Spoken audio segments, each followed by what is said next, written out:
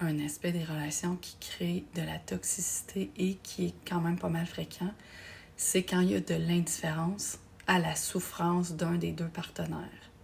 Quand votre partenaire souffre, ça se peut que vous ne soyez pas d'accord. Ça se peut que vous dites « Ouais, non, j'ai pas vraiment fait ça. » C'est possible.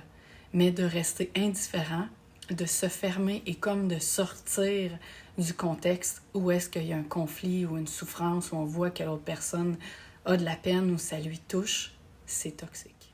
Laisser l'autre avoir de la peine et ne pas vraiment s'en soucier ou rouler les yeux dans les airs et dire « Oh, pauvre toi, tu fais donc pitié », tout le temps en étant comme sarcastique, c'est vraiment de dire à l'autre « T'as de la peine, en guillemets, je m'en fiche, tu exagères et je ne crois pas que tu devrais avoir de la peine. » Donc, c'est d'invalider les sentiments, les émotions de l'autre personne et comme de rabaisser, dans le fond, ce que la personne est en train de vivre en lui disant que c'est pas vraiment important.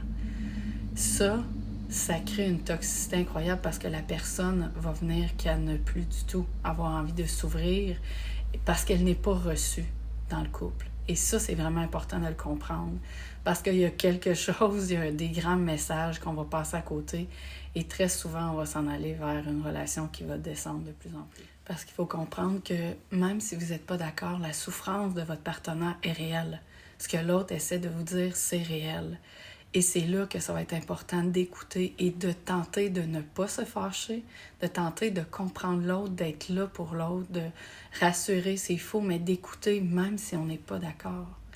Parce que très souvent, on rate des épisodes. On pense toujours dans la vie de couple qu'on a raison, que notre raison, notre façon de voir est la bonne, puis on est sûr que c'est correct.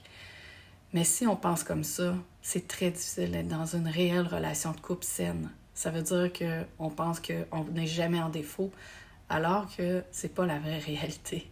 Il y a toujours une part de vrai et une part de faux dans ce que chacun des deux pense.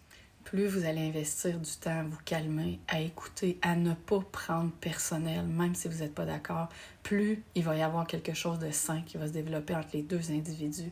Autrement, la relation va devenir de plus en plus toxique et c'est très, très, très fréquent dans la vie de couple que les gens rejettent la souffrance de l'autre et ne prennent pas vraiment le temps de l'écouter, malheureusement. Donc, si c'est ce que tu vis, que c'est difficile, que tu es dans une relation où tu ne te sens pas vu, pas écouté, pas reçu dans ta souffrance, prends rendez-vous avec moi, c'est mon métier. Je vais pouvoir t'aider à comprendre des choses et surtout, si vous êtes les deux dans la relation de couple, on va pouvoir démystifier beaucoup de choses et améliorer beaucoup de choses qui tiennent souvent à un fil. Et s'il vous plaît, je vous invite à suivre ma page professionnelle et à partager la vidéo qui pourrait aider des gens qui vivent ça présentement. Bye.